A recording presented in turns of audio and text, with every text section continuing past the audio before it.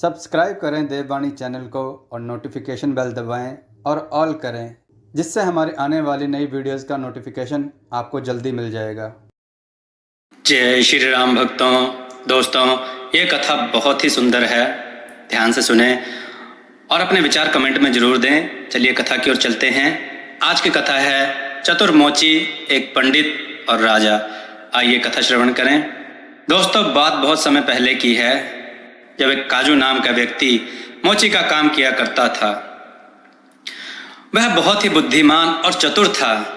एक दिन एक पंडित उसके पास आया और बोला, काजू भाई, मेरे जूते का तला उखड़ गया है, जरा इसकी मरम्मत कर दें, इसे ठीक कर दें। मैं तुम्हारे लिए भगवान से प्रार्थना करूंगा। काजू ने सिर उठाए बिना अपना काम जारी रखते हुए कहा, माफ कीजिए पंडित जी, मेरे पास समय नहीं है। अपना काम आप किसी दूसरे मोची से करवा लीजिए। यह कैसे हो सकता है?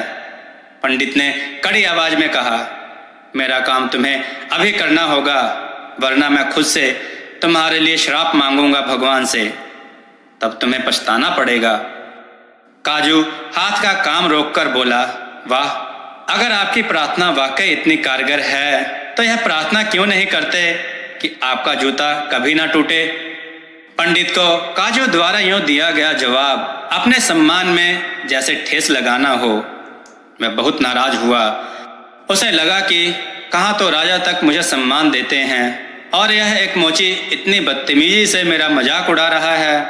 पंडित ने राजा से मोची की शिकायत कर दी। राजा ने एक सिपाही भेजकर मोची को अपनी अदालत में बुलवा लिया। जैसे ही मोची बना काजू राजा के सामने पहुंचा, राजा ने उसे पहचान लिया। ऐसा होना ही था कि पंडित की शिकायत पर ध्यान दिए बिना ही राजा भूल गया, बल्कि मोची के आगे अपना ही रोना लेकर बैठ गया।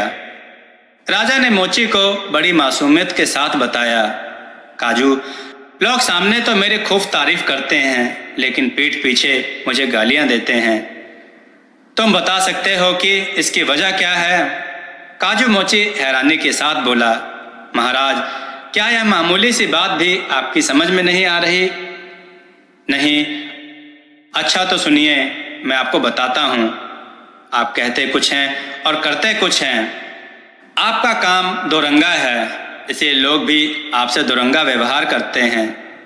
अपने बारे में मोची की बात सुनकर राजा को बहुत हैरानी हुई। उसने कहा, नहीं मोची भाई, मैं ऐसा नहीं हूँ, आप ऐसे ही हैं। मोची ने बात काटी, अब अभी का ही मामला ले लीजिए। पंडित जी मेरे खिलाफ शिकायत लेकर आए थे। आपको उनकी शिकायत सुननी चाहिए थी, जबकि आप हैं कि अपना ही रोना लेकर मेरे सामने बैठ गए। मोची की बात सुनकर राजा तो समझ ही गया, साथ में पंडित पर भी मोची की बात का असर हुआ। उसने अपनी शिकायत वापस लेने का फैसला किया और वहां से चला गया। दोस्तों, आपको यह कथा कैसी लगी? अपने विचार और सुझाव कमेंट में जरूर दें। हमारी कथाओं को लाइक करें, हमारे चैनल को सब्सक्राइब करना ना भूलें। हमारी कथाओं को शेयर जरूर करें, जिससे लोगों को अच्छा ज्ञान प्राप्त हो। जय श्री राम भक्तों।